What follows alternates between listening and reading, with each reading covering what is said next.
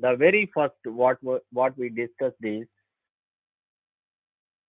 um, the the discussion between Dhritarashtra and Sanjaya, right? So from that simple word, we learn four things. Anyone remember what are all the four problems or four lessons we learn from that one verse? Dharma kshetre kuru kshetre samavetayu mamaka pandava seva kimakurvata sanjaya. What are the four things we can learn from those things, those one single verse? Anyone remember?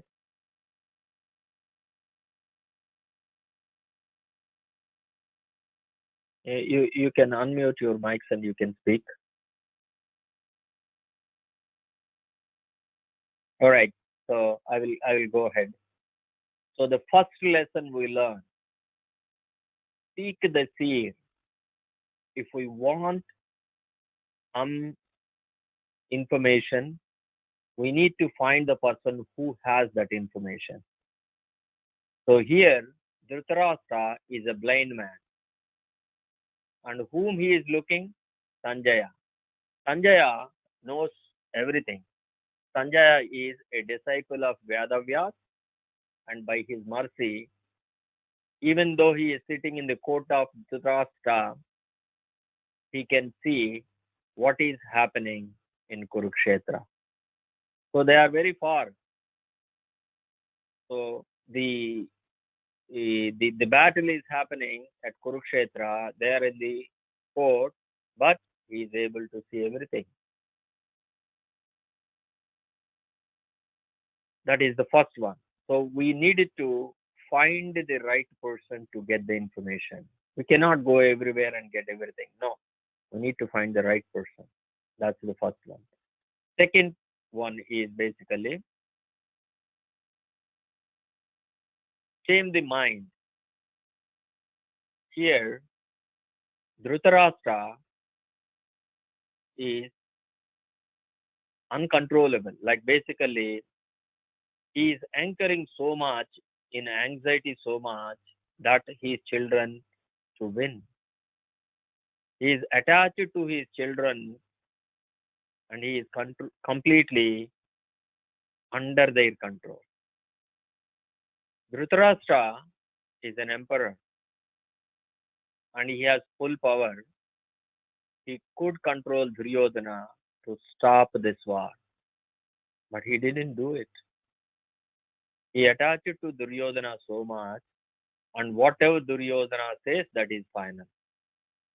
And Duryodhana don't want to give anything to the Pandavas, so that is his word. Now Dhritarashtra is simply following. That is the second. First we should control the mind. We should not let the mind, the intention should be good. Very interesting is Krishna can tolerate anything except one thing. What is that Krishna cannot tolerate? One thing, one defect. Krishna cannot tolerate one defect. Anyone tell? Enviousness, Prabhu. Enviness. Yeah, that is correct. Envious. Because of that envy, he committed a mistake against Vaishnavas, which are Pandavas.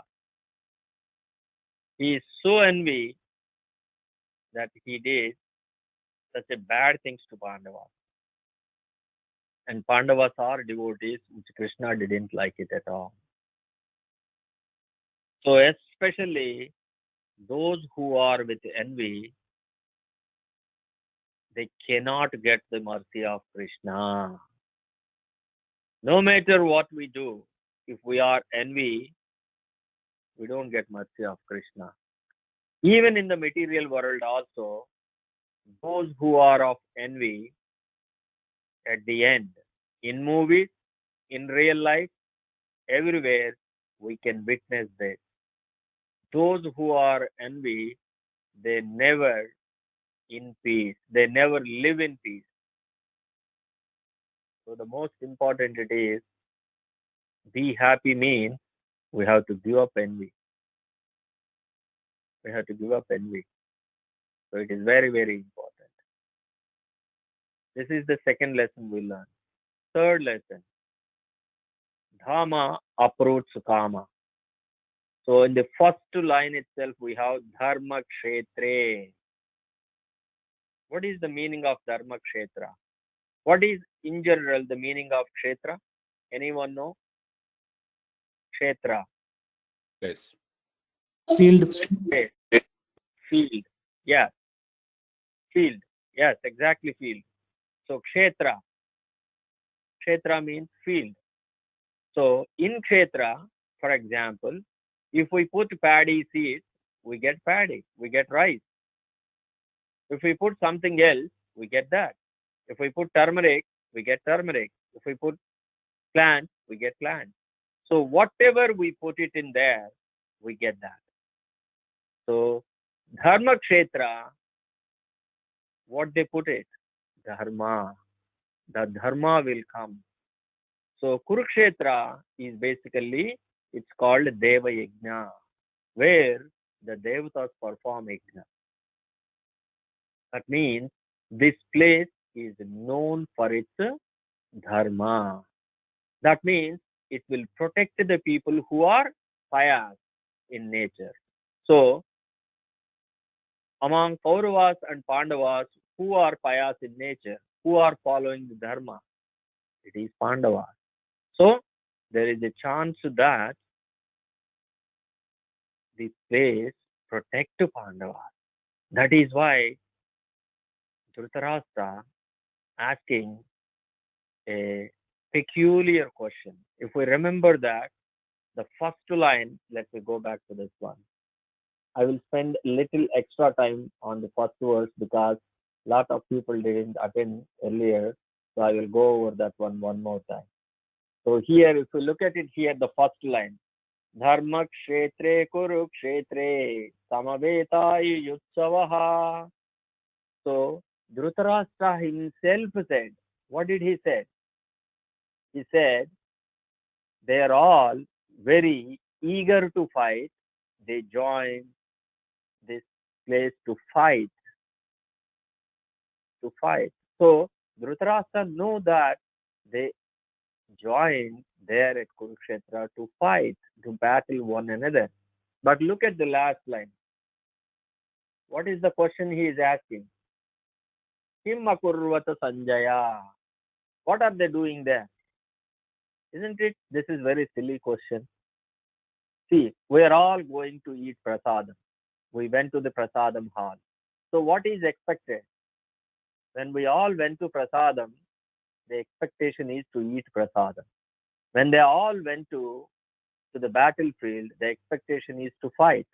Then why still he is asking, what are they doing? That means he is doubting that apart from the battle, there is a chance something could happen. Why? This place is protecting of Dharma. So, by any chance, Duryodhana may surrender himself and give up fighting. And Duryodhana may compromise for whatever the reason, and then this war may not happen, or this battle may not happen at all. So there is a possibility anything could happen. So Dhritarashtra wants all this.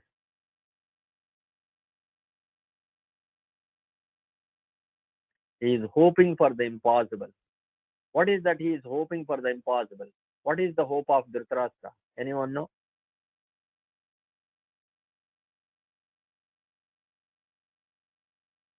He is hoping for the impossible. What it mean actually?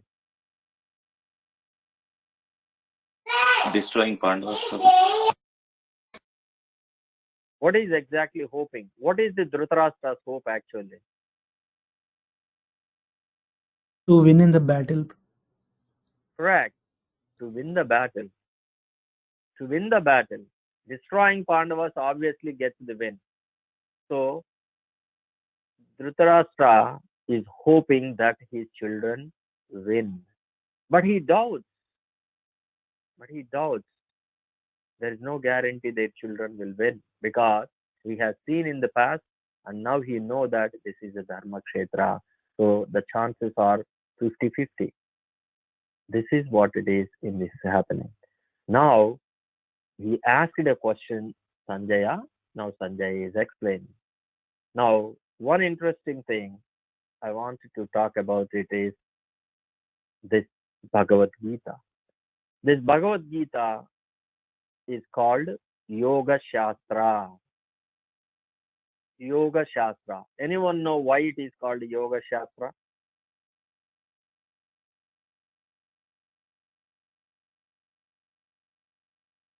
What is yoga mean?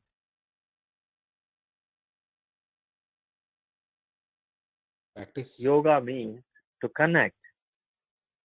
So we are connect or we are getting connected to Krishna using this yoga.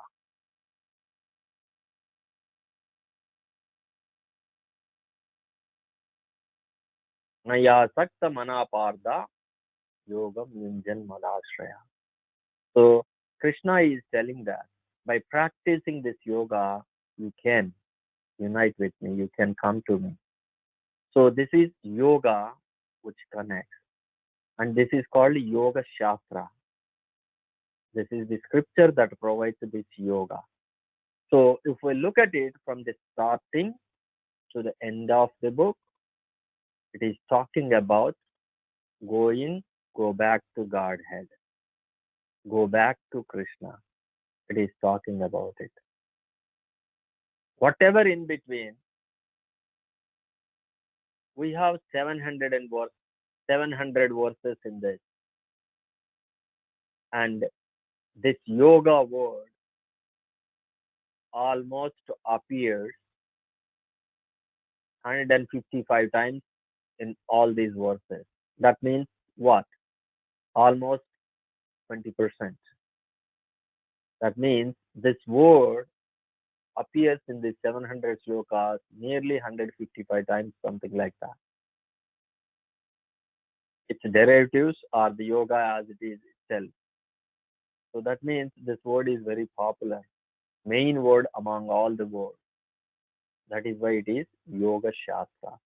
So, end of every chapter, if a regular person, whoever is reciting, you see end of this chapter, Om Tat Saditi Srimad Bhagavad Gita Su Upanishatsu Brahma Vidyaya Yoga Shastre. So we say it is Yoga Shastra. So this is a very, very wonderful one. And also, this is Smriti or Shruti. Bhagavad Gita is Shruti or Smriti. Anyone know difference? This is Shruti, right? What is Shruti? We listen. Listen. Somebody tells and we listen. And Smriti is we remember. Yeah. So after listening, we remember too, right? Yeah. So if we truly translate Shruti, Shruti means hearing, as you said, that is correct. But most important, whatever we hear, we give it back by speaking. That means I heard, I said, straight, my ear to the mouth. I hear, I spoke. This is Shruti. So Vedas, Upanishads, more like this. The Lord spoke, the sages heard, sages passed it down. That is it. Smriti. Smriti means they heard, they understood, they internalized, and then they spoke, they delivered in the form of a book or something. So, what is this exactly, Smriti? Smriti means it is not just whatever I heard, I delivered. No, I took it, understood, practiced it, and with a conviction speaking that. So So all the hymns in Vedas are Shruti. Is that correct? All the all hymns, the Vedas are Shruti. Shruti. Shruti. They heard. They never internalized. They never personally experienced it. They never wrote anything on Vedas actually. So, But Puranas, okay. Itihasas, they have been written.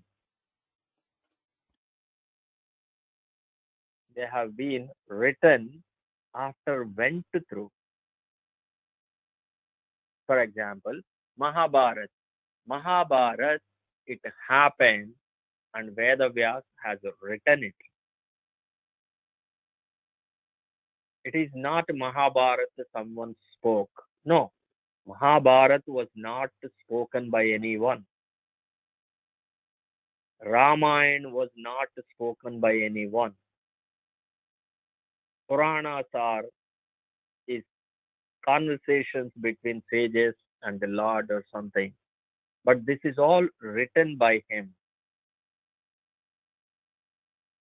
So this is Shmuti. Basically, he understood, he processed, he gave it in a form of a book or something like that. So in other words, basically it is the opinion, experience of our previous acharyas. Sometimes we see that some changes, right? Why these changes are happening? These changes are happening based on the understanding. So this is strictly speaking on technically on point, it is Smriti. But here Krishna spoken. So this is Shruti. So Bhagavad Gita is a very unique one. It is a Shruti in Smriti. Also, it's a So a Shruti very unique. Yeah, it is a Shruti in in Smriti. So okay. Mahabharata is a Smriti, but Bhagavad Gita is a Shruti. So basically, it is a very unique combination. So Bhagavad Gita is part of Mahabharata. Mahabharata is a vast. Mahabharata is roughly 100,000 verses. Out of 100,000, this is only 700 verses. Not even 10%.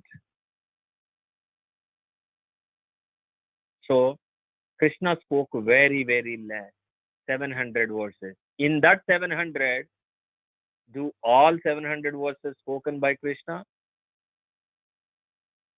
Anyone guess how many verses Krishna spoke out of 700? Any guesses from anyone? Everyone can pick one number at least. We can see anyone comes close. Mahesh Prabhu, you have any preference? Out of 700, how many Krishna spoke? Roughly around 600, Prabhu. I don't know. Okay, roughly around 600. Okay, next person. Monica Mataji, can you guess? I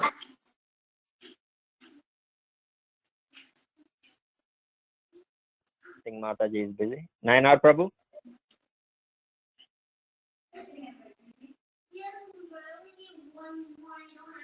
Hare Krishna, Prabhuji. Sorry, Prabhuji, Hare can you Krishna. tell me? The question I asked is, out of 700 verses in Bhagavad Gita, how many Krishna spoke? I don't know, Prabhuji. Just guess. Some guess. Oh, yes, Whatever yes. the number you like it. Maybe 500 to 600, Prabhuji. Okay, 5 to 600.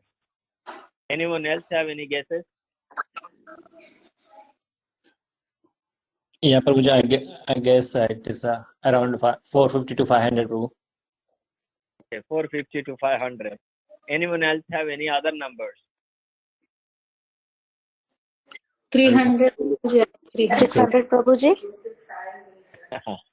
Okay, so I think all guesses are over. Yeah, all Five guesses are over. 74. 574. Yes, who said 575 or 574? Yes. So you And searched on internet? In Bhagavad Gita, somewhere Divinam Prabhuji told. Yes. So it is Krishna spoke 575 verses in Bhagavad Gita. The rest of are spoken by either Arjuna. Who are the two people spoke other than Arjuna and Krishna? Sanjay and Dhritarashtra. Yes, Sanjaya and Dhritarashtra. These are the four people. So Dhritarashtra spoke one verse, and the rest 575 Krishna. So the remaining Arjuna and Sanjaya.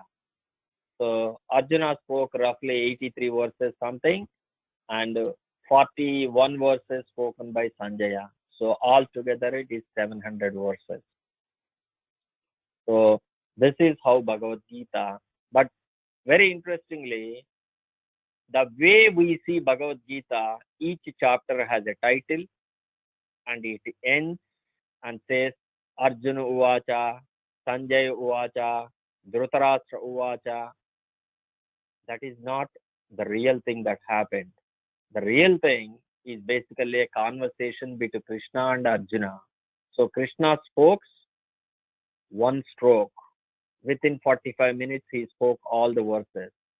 So in between, Sanjaya is observing and Sanjaya is explaining to Dhritarashtra. Sometimes Sanjaya is explaining as if he is observer. Sometimes he is speaking as if the participant, like Arjuna speaking. So that is why Vedavyas divided this into chapters.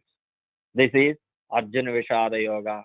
This is Sankhya Yoga. This is Karma Yoga, Jnana Yoga. So Krishna spoke. He didn't say that, oh, okay, this is first chapter over. Now the second chapter starts. Sri Bhagavan Uvacha, and then he starts going. No. Krishna never break these 700 verses. He go in one stroke continuously. So Arjuna asks question, Krishna answers it. That is it. So the conversation of Dhritarashtra and Sanjaya, Sanjaya is explaining all these things as a third party entry. So this is all Vedavyas is giving to us for us to understand. So this is the background about Bhagavad Gita. Now we have seen the first verse. The first verse is setting the tone. What is it is setting? Dhritarashtra is in doubt. Even though his son has so much strength, power, everything, yet he is doubting the victory. Why? One and only reason. Because his sons are not pious people. Isn't it the motto in all our movies? All our justice system is depending on this one line. What is that? What is one line that our justice depends on in courts and everything? Satyameva Jayate. Yeah, that is correct. Satyameva Jayate. Truth prevails. Truth wins at the end. So no matter what it is, that is what it is. Here also, if we look at it, all the tragedies, all the troubles that Duryodhana has given to Pandavas, finally Pandavas won the victory. So Bhagavad Gita offers us a lot to learn, practical lessons. Every single conversation here is a practical lesson we can apply to our lives actually. Even Dhritarashtra himself, even one single verse with 4 lines, we can learn tons of information. Look at it, what he said.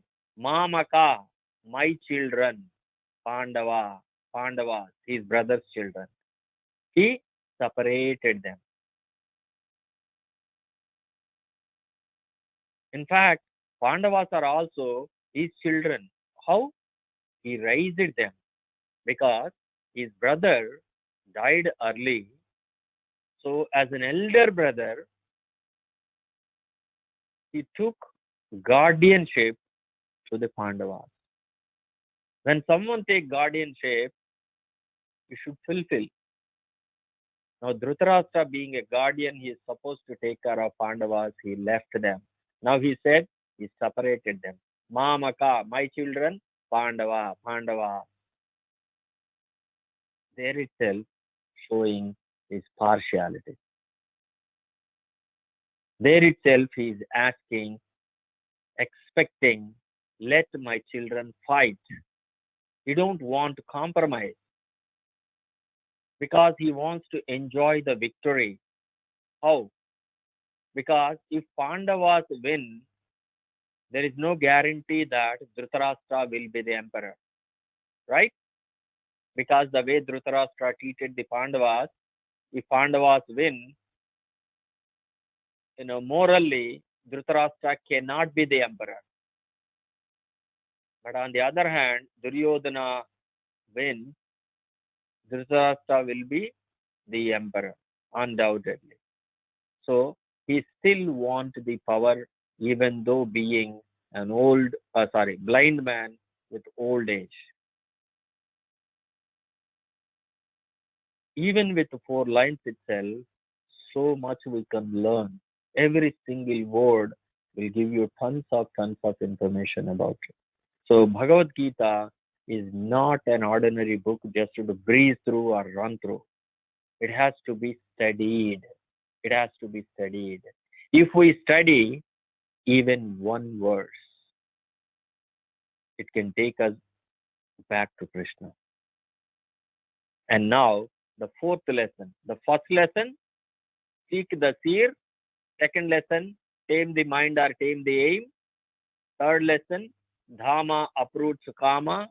And fourth lesson, the 4th lesson is very, very important lesson. The knowledge which we are gaining must be given to others. How do we know that? Sanjaya is doing it. Sanjaya knows everything here. What is to come, everything he knew. Now, he is giving that knowledge to Dhritarashtra. He is not holding with himself. He is giving that knowledge back. And here also very interesting word. We all know that Dhritarashtra is an envious person. We just discussed. Because of his envy, he didn't get the liberation. So, if we look at the last verse of Bhagavad Gita, Krishna crystal clearly mentioned. What did he mention? Can you see my screen? What did he mention here? Can someone read it?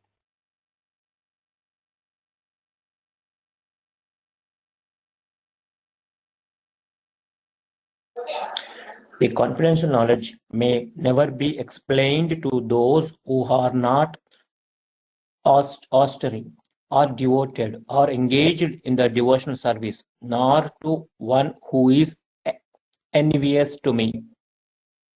See, this is exactly what Dhritarashtra is.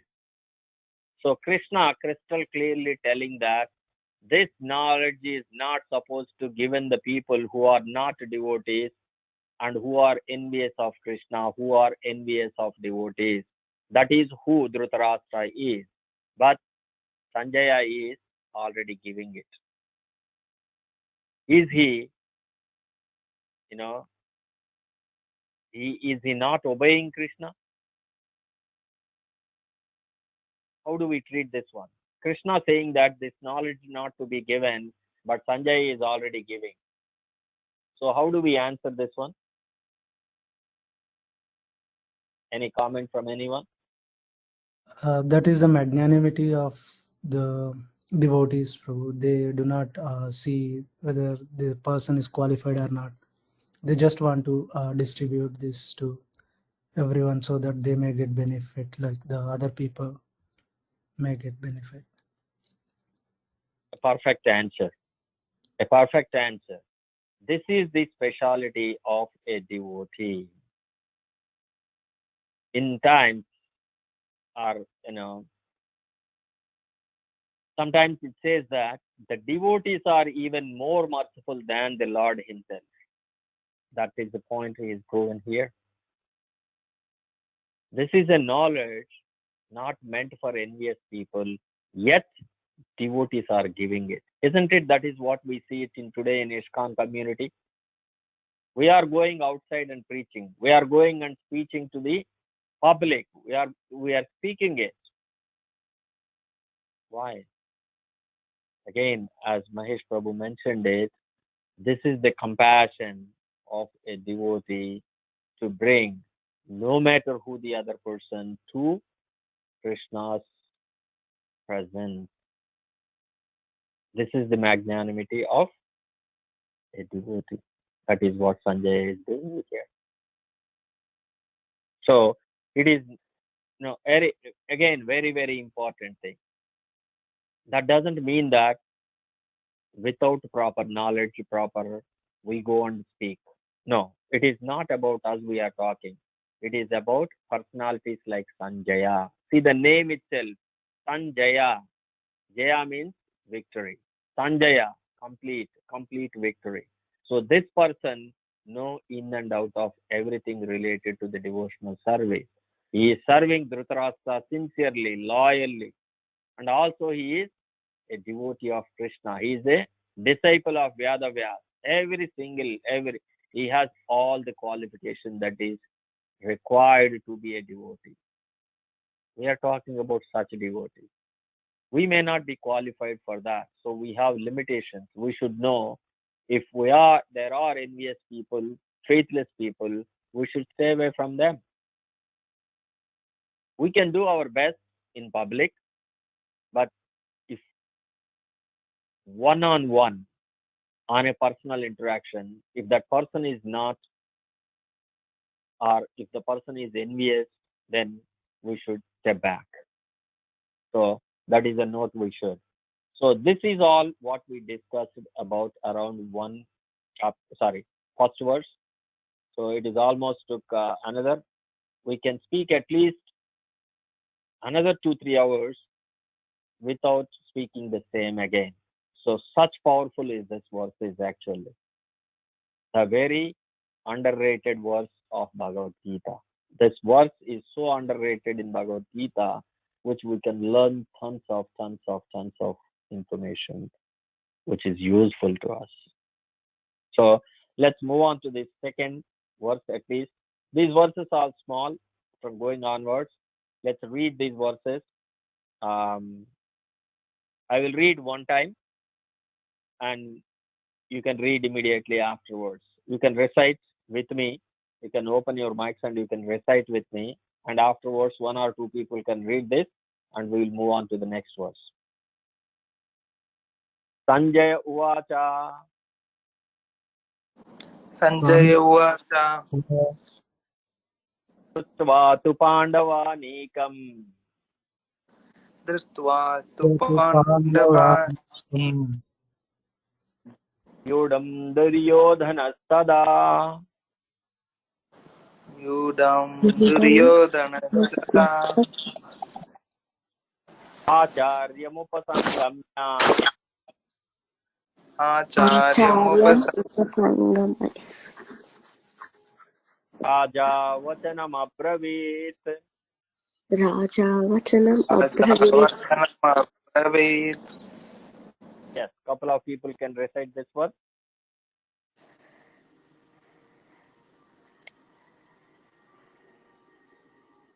I'll try.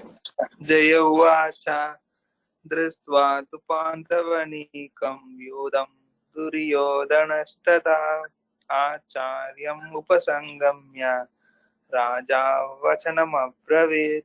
Thank you. Thank you, Prabhu. Anyone else? I'll read Prabhuji. Sanjay uvacha दृष्ट्वा तु पाण्डवानीकं व्यूढं दुर्योधनस्तथा आचार्यम् उपसंगम्य राजा वचनमब्रवीत्. Thank you, Mataji. Nayanar Prabhu, would you like to read the translation and purport, Prabhu? Sure, Prabhu. One second. Let me. Yeah. Translated and purport by His Divine Grace A.C. Bhaktivedanta Swami Srila Prabhupada ki jai. Sanjaya said, O king, after looking over the army arranged in military formation by the sons of Pandu, King Duryodhana went to his teacher and spoke the following words. Purport. Dhritarashtra was blind from birth. Unfortunately, he was also bereft of spiritual vision. He knew very well that his sons were equally blind in the matter of religion, and he was sure that they could never reach an understanding with the Pandavas, who were all pious since birth. Still, he was doubtful about the influence of the place of pilgrimage, and Sanjaya could understand his motive in asking about the situation on the battlefield.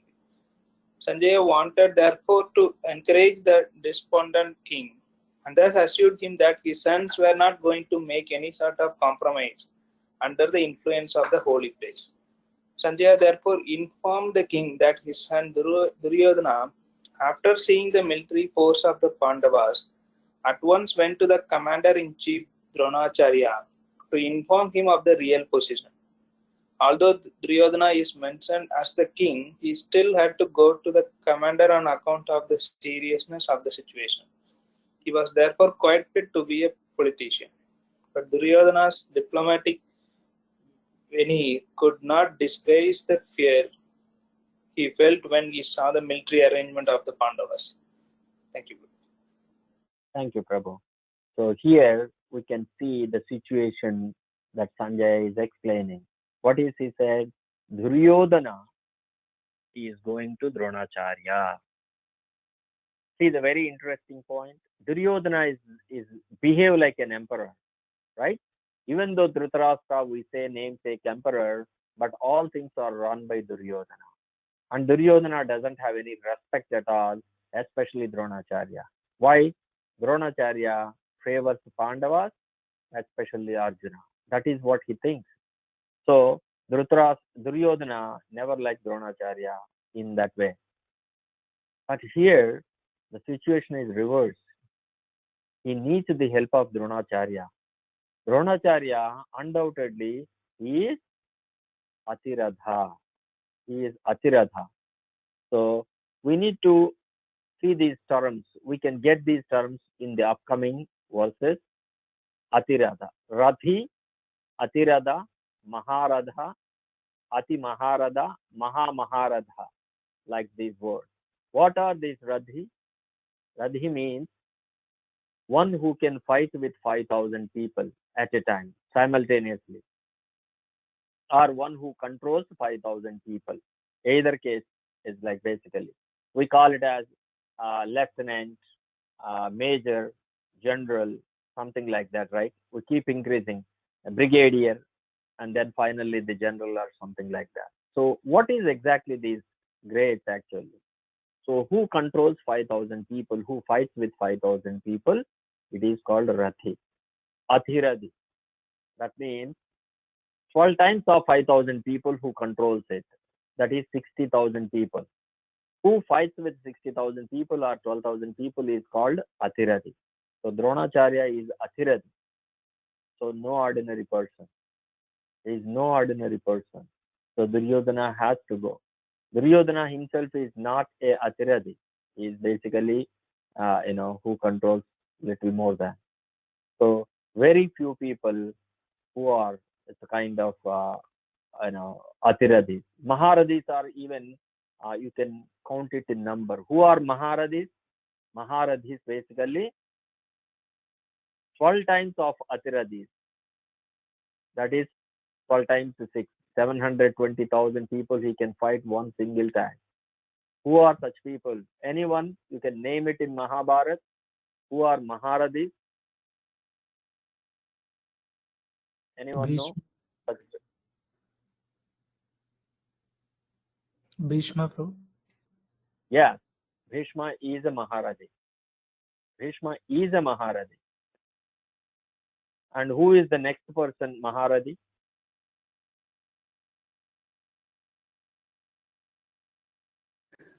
Arjuna Prabhuji. Arjuna is correct. Arjuna is also a Maharadi, somewhat closer to, but is a Maharadi too. Who is one more person?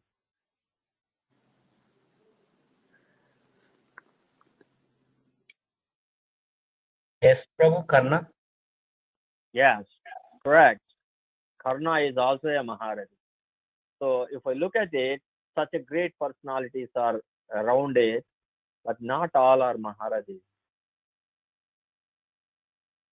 That means Bhishma, Karna, Arjuna, they are completely on a different league actually. So the next level, they are not available on the earthly planet. They are in the heavenly planet. So in heavenly planets, we can see Kartikeya, the commander of the Devatas. He is Ati Maharati. That means he can control 12 times of 720,000 people. He can fight at a time with them. He is Ati Maharati. There are some people like that, Lord Ganesha, all these. Maha Maharadi.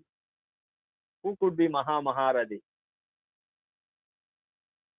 Then who controls 12 times of Ati Maharadi? I don't know the number. Probably it will be in billions. It will be in billions. One time they can fight with billions of people. Anyone can guess who that person is?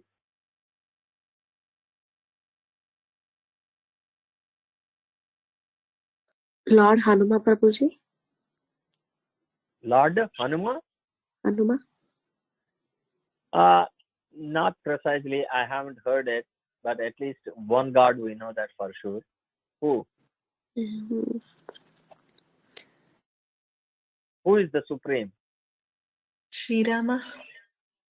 Yeah, Sri Rama is Maharadi. Mahavishnu is Maharadi. Krishna is Maharadi. These are all Maharadis. Krishna and all Vishnus are Maharadis. And Lord Shiva too. Lord Shiva is also Maharadi.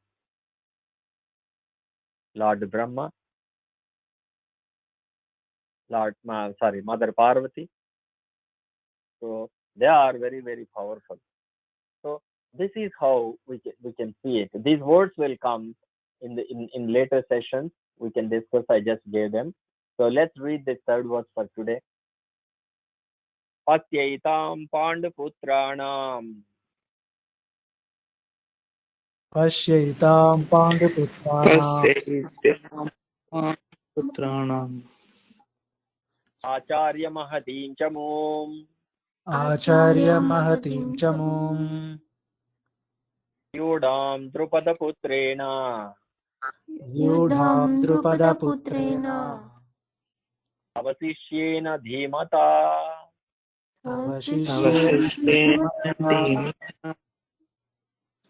Yes, some of you can recite, whoever is interested. Pashyaitam Panduputranam Acharya Mahatim Chamum Vyudham Drupada Putrena Tava Shishyena Dhimata. Thank you, Prabhu. Thank you, Prabhu. One more person. Anyone?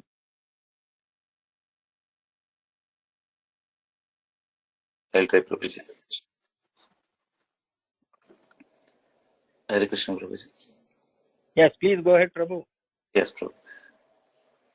Pasyaitam Panduputranam Acharya Mahitam Chamum Yudam Drupata Putrena Tvasasyena Dhimata. Thank you, Prabhuji. Thank you, Prabhu. Mahesh Prabhu, would you like to read the translation and purport, Prabhu? Yes, Prabhu. Translation and purport by His Divine Grace C. Bhaktivedanta Swami Srila Prabhupada. Srila Prabhupada ki jai. Translation. O my teacher, behold the great army of the sons of Pandu, so expertly arranged by your intelligent disciple, the son of Drupada. Purport. Duryodhana, a great diplomat, wanted to point out the defects of Dronacharya, the great Brahmana commander-in-chief.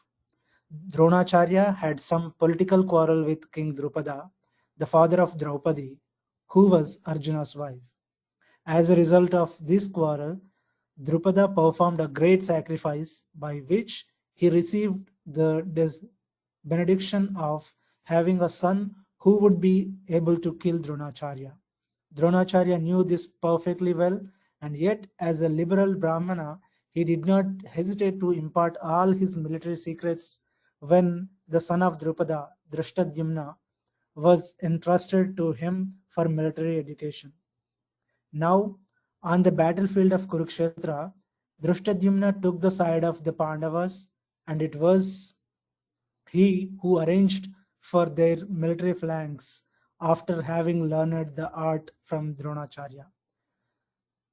Duryodhana pointed out this mistake of Dronacharya's so that he might be alert and uncompromising in the fighting. By this he wanted to point out also that he should not be similarly lenient in battle against the Pandavas, who were also Dronacharya's affectionate students. Arjuna especially was his most affectionate and brilliant student. Duryodhana also warned that such leniency in the fight would lead to defeat. Thank you, Prabhu. So here, especially we can see why Duryodhana is called a diplomat. He is being a king, very arrogant, yet he bent his head, went to Dronacharya. He didn't like Dronacharya at all. Being Dronacharya favored Arjuna and the Pandavas, yet he is speaking nicely.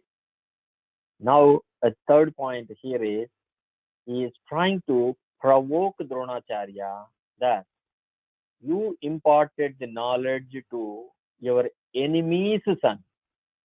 Your enemy's son. So Drishtadyumna is son of Drupada. Drupada and Dronacharya basically having tough time, like they both are enemies, because Dronacharya had a trouble with Drupada. Arjuna bind Drupada and came to Dronacharya. And Drupada has given half kingdom of his to Dronacharya. And with all this, Drupada performed an yajna. And the yajna, Pradyumna or Drishtadyumna, Drishtadyumna has born. But he didn't born as a small boy. He born full grown with armor, everything, completely ready to kill. He's not like, a small child grown up to a big and, he became, no. He born as an young man with all this, what you call armors and everything, a soldier uniform kind of, he born like that to kill Dronacharya. So Dronacharya knew Drishtadyumna is meant to kill him. Yet, he taught him how to fight, how to strategize things, the military, art of war. In the modern today, we call it as the art of war. So this art of war, this knowledge was given to Drishtadyumna by Dronacharya. Now they both are fighting on the opposite side. So Duryodhana is pointing this defect, this point of Dronacharya and provoking him. See what you did. If we lose, this is because of your leniency. So be careful. So fight seriously. So this is a very diplomatic way of saying that careful. If anything happens, it is on your head. Indirectly, it is telling it. So this is how Duryodhana is behaving. So I'll stop it here for today. And if we have any comments and questions, especially I see, Firoz Prabhu and Mataji, and any comments, questions from anyone?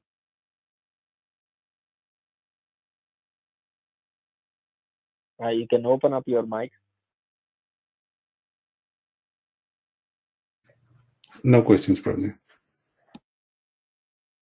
Thank you, Prabhu. And anyone else? Any comments? Otherwise, Mahesh Prabhu or Srini Prabhu, Krishna Prabhu. Hare Krishna, Prabhu. Please accept humble obeisances. Prabhu, if Sanjay is a devotee of the Lord, so why he took the side of Dhritarashtra, Prabhu? Why he was serving Dhritarashtra? So why he is serving Dhritarashtra? Good question. So let me ask, who are the people knowing that Dhritarashtra is bad and serving him? Bhishma, Dronacharya, Yes.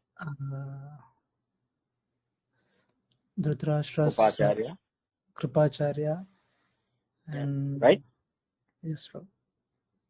At least these people are doing it, isn't it? Yes, Prabhu. And also one more personality, very big personality, Vidura. Vidura, Prabhu. Yeah, Vidura is also taken care by Kaurava. That means this is where we really need to understand. Sometimes what happens is, if everyone leaves this, like basically on the side of, what will happen right away?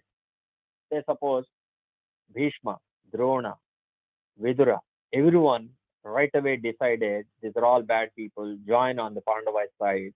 What could happen right away? There is no battle, Prabhu.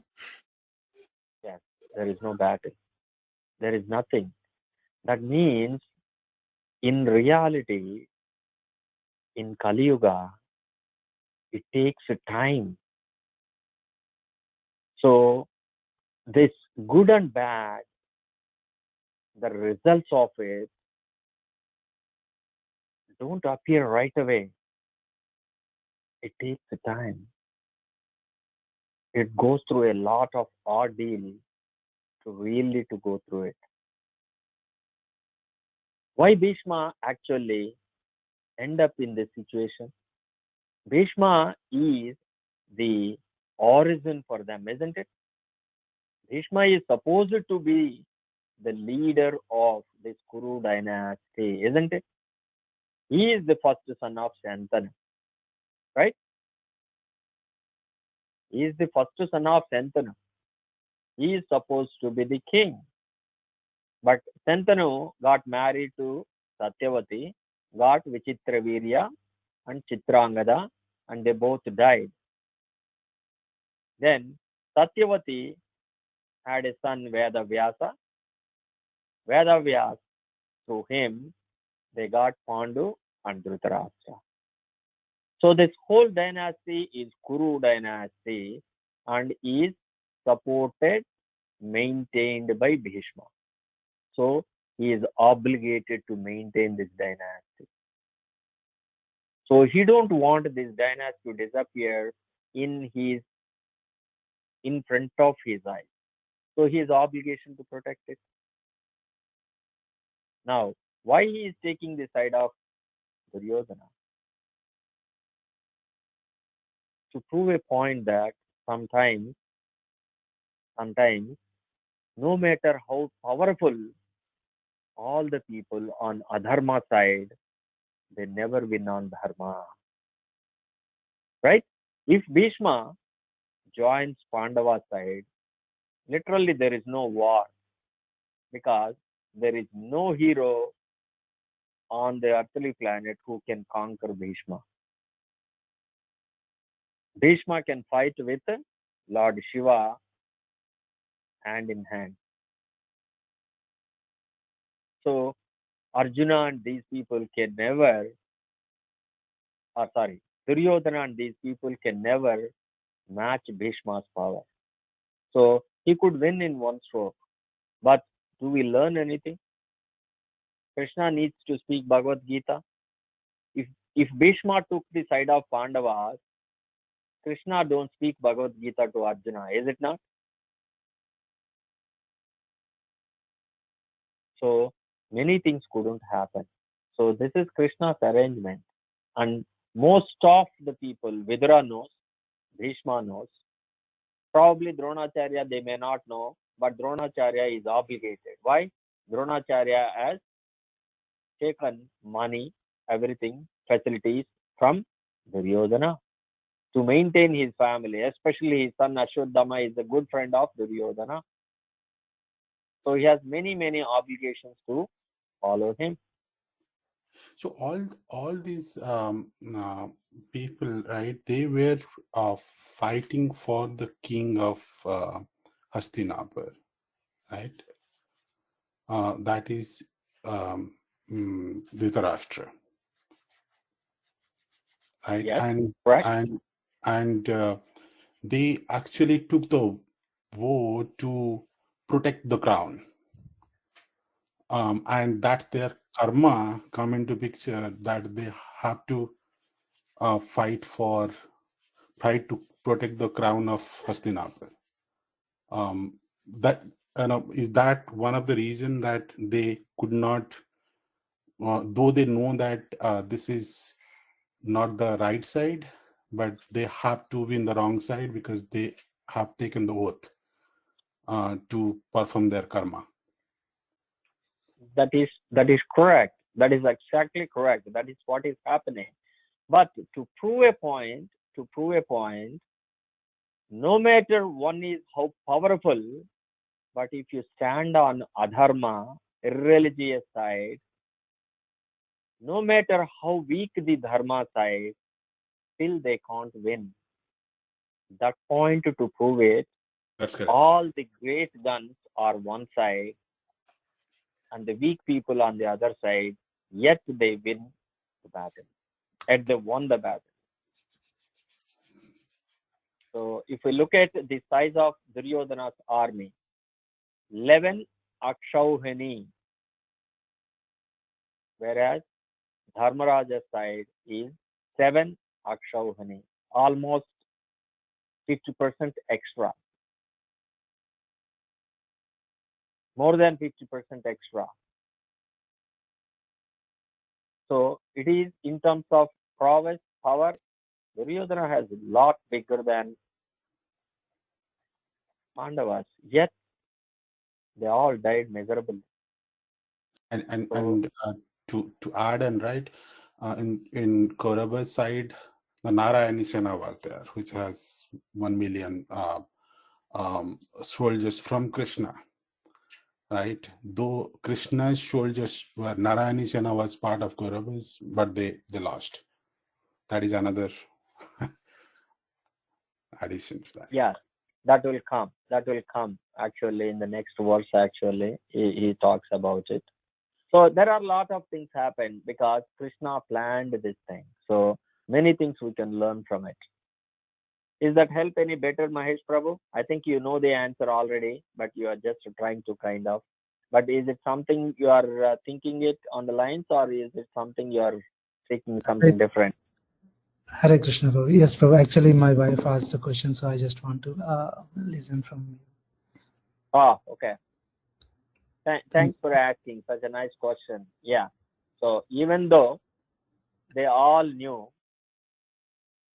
because of oath, because of some obligations, because of many, many reasons, they didn't take right away the side of dharma. That is exactly what we do in our life, is it not? In our life, many times we know what is right from wrong, yet sometimes we don't step up and speak. We hide, we dodge. Exactly, we behave like Dronacharya. All we are on the wrong side. we don't step up. That is exactly what is happening in today's world, is it not? We all know 100% our politicians are doing wrong. They are leading us in the wrong direction. They are taking, corruption is increasing left and right. Yet, we took their side, is it not? Don't we find one good leader among them? We do. But how much support we are giving to that one good leader? This is exactly the Kurukshetra's war. So why that was taught by Krishna? Because of this reason. The future of Kali Yuga is going to be like this. Krishna taught in Kurukshetra war. So if we apply the same principles that Krishna taught in Bhagavad Gita, then we get the success too. That is why Bhagavad Gita is a very, very important to understand, apply in our lives actually. So going forward, we will understand more and more. Thanks for such question. Nice question. Anyone else have any comments or questions?